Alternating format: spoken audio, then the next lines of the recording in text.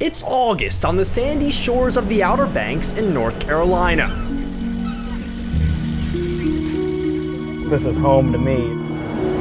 This is just one of those places. Where the days are long and the fish still aren't biting. But I spent most of my childhood and adult life out on this beach.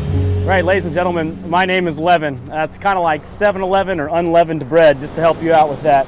Today, Levin is taking me and my new best friends on an off-road adventure in search for something rare. This is a huge rush for me. I take a lot of joy in watching these people who will come out here and see something I've never seen before. Among them is recent Temple graduate Karen Tall. I was a little nervous, I'm not gonna lie.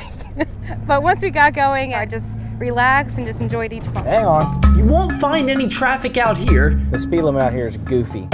but it's important to buckle up. Now, AAA obviously does not cover this area. So what exactly is Levin searching for? That leads to an interesting question. I found him. Hey! Cameo.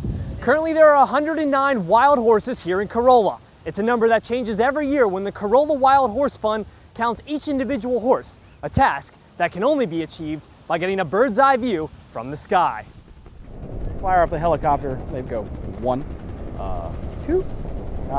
They don't want to tag them because they're trying to keep it as uninvasive as possible. And once you see it, it was majestic, it was unbelievable. There aren't a whole lot of other places, even on this continent, that you're going to go, vacation, and also wake up one morning and probably have horses hanging out underneath your house. That's how it is. I just love this job. All in that. Hopefully we'll bring you all back in one piece. Reporting for Temple Update, That's the goal, the one piece thing. I'm Dan McKinney.